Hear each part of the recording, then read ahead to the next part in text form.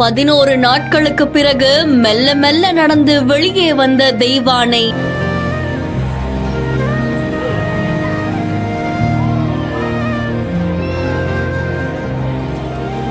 பாகன் உயிரிழந்த நிலையில் வாடிய முகத்துடன் இருந்த தெய்வானை குணமானதாக தகவல்.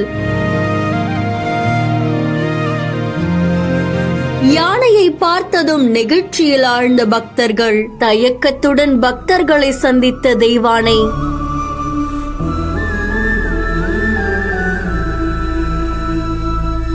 முருகனுடைய அறுபடை வீடுகள்ல 2ஆம் படை வீடா விளங்கக்கூடிய திருச்செந்தூர் சுப்பிரமணிய சுவாமி கோவில்ல தெய்வானை அப்படின்ற யானை இருக்கு. கோவிலுக்கு வரக்கூடிய பக்தர்கள் கண்டிப்பா இந்த தெய்வானையும் பார்த்துட்டு போறது வழக்கம். இந்த நிலையில கடந்த 18ஆம் தேதி திருச்செந்தூர் கோவில்ல யானை தெய்வானை தாக்கி பாகன் உதயகுமார், அதுக்கப்புறமா அவருடைய உறவினர் உயிரிழந்தது பலரையுமே அதிர்ச்சிக்குள்ளாக்கி இருந்தது. இதை தொடர்ந்து யானை கடந்த 10 நாட்களாவே அது அறையில தான் வைக்கப்பட்டிருந்தது. மருத்துவ குழுவுடைய கண்காணிப்புல அது இருந்தது. பாகன் உயிரிழக்க நமக்கு காரணமா இருந்துட்டுமே அப்படின்ற சோகத்துல வாடி போயிருந்த தெய்வானைக்கு கொஞ்சம் கொஞ்சமா மருந்துகளுமே கொடுக்கப்பட்டது.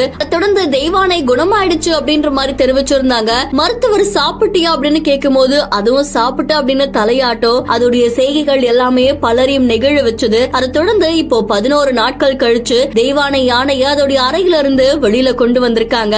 அதுக்கு முன்னாடி யானைக்கு பச்சை நாற்று உணவா வழங்கப்பட்டிருக்காமா. அது மட்டும் இல்லாம ஆனந்த விலாச மண்டபத்துல சிறப்பு யாக சாலை பூஜைகளுமே நடந்தது. அதுல இருந்த புனித நீரை கோவில் யானை தெய்வானைக்கும் தெளிச்சிருக்காங்க. அந்த காட்சிகள் சமூக வலைத்தளங்கள்ல வைரலா பரவிட்டு இருக்கு.